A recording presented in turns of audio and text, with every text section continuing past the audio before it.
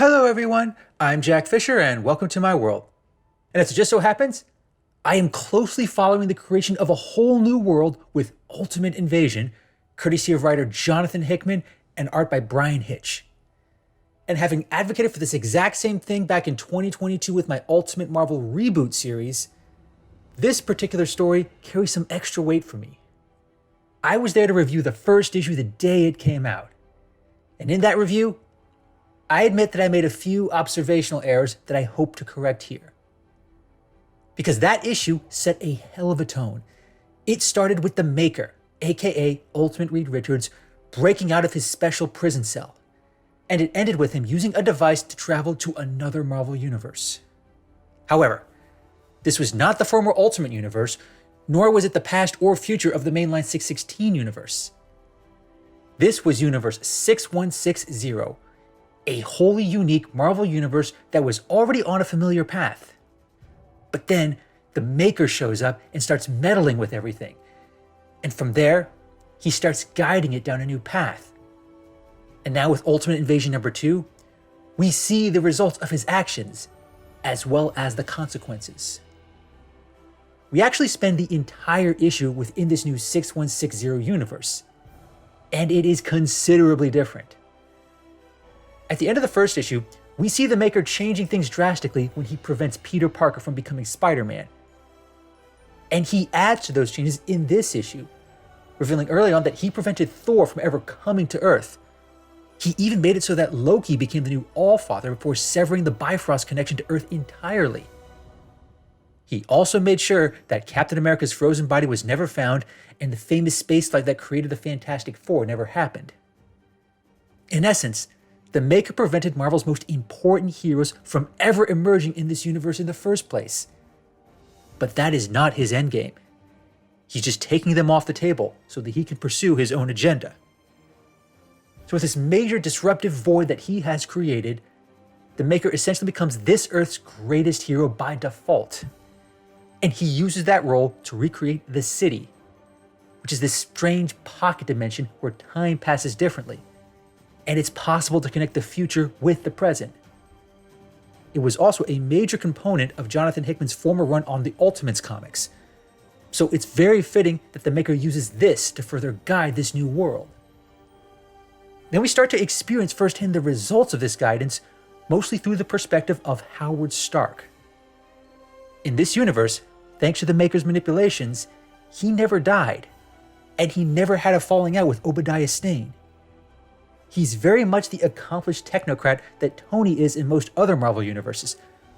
But in this universe, Tony is just a son looking up to his insanely accomplished father. And it's here where we see one critical aspect of this world.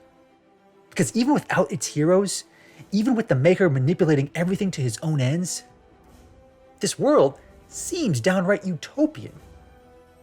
People don't seem to want for anything. Howard even mentions how nobody seems to suffer any serious disease or poverty. It all seems so ideal, and everyone has the Maker to thank for that.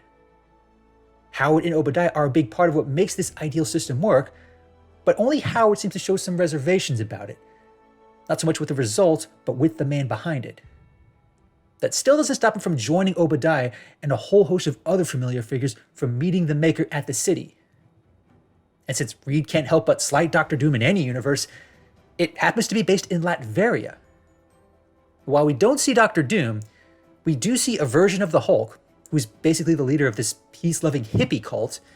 We see Sunfire, Lady Viper, and Silver Samurai, all representing clans that now control the whole of Asia. We also have Colossus, Magic, and Omega Red, who seem to be representing mutants. We don't know much about their background in this world.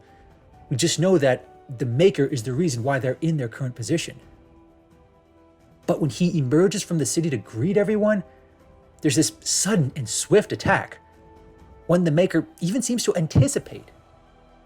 Through this big portal in the sky, an army of individuals resembling the old Ultimates attack. We get multiple versions of Captain America, Giant Man, Wasp, Thor, and Vision, and they all have one target, the Maker. It leads to this swift but action-packed battle, and if you're a fan of Bryan Hitch's old work on the Ultimates, you'll see a lot of familiar imagery. And it's just as beautiful as it was 20 years ago. But the battle takes a nasty turn when Obadiah, who is basically this universe's war machine, attacks in order to protect Howard. And in doing so, he ends up getting himself killed in battle. Now, it's nowhere near as brutal as the deaths in some of those other Ultimate comics, but it has the right effect in essentially forcing Howard to confront the Maker. And in doing so, he finds out that these attackers aren't the Avengers or Ultimates as we know them. They are all superpowered beings from this universe's future. They're basically an immune response of sorts. It's like this universe knows the Maker has been changing everything, and so people in the future are seeking to fight back. But the Maker's response is oddly casual and uniquely brutal. What he does is he essentially finds the ancestors of these attackers, corrals them into the city, and just kills them on the spot without a second thought, ensuring that these attackers never even exist. Naturally, Howard is horrified. While these brutal actions do resolve the immediate problem, it reveals another that the Maker has been dealing with. This is not the first attack of this nature against the Maker. In fact, the last one he dealt with ended with him getting part of his face blown off. It leads him to conclude that something is incomplete with his efforts to make this perfect Marvel universe, and the attack has left him uncertain of how to deal with it. So he ends up showing Howard the Immortus engine, the big fancy device that we saw him craft in the first issue, and he needs Howard's help in fixing it. The issue ends with clear but heavy stakes. This new Marvel universe, the 6160 universe, the Maker wanted it to be the perfect universe of his choosing, but his efforts are inviting blowback. And the attacks against him are getting bolder.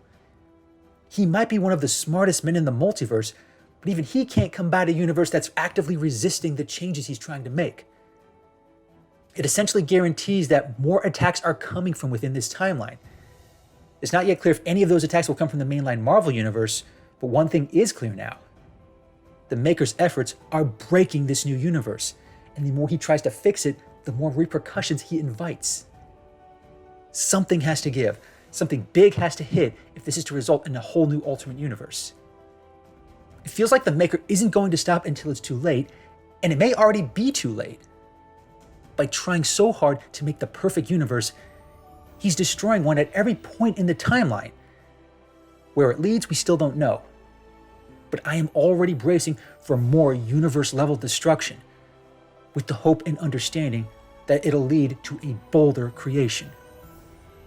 With 2 issues left, we'll know soon enough how it all plays out. And I'll certainly be paying close attention as the birth of a new Ultimate universe draws ever nearer. Thanks for watching, everyone, and thanks for joining me in my world. Please remember to like, comment, and subscribe, and until next time, take care and stay safe.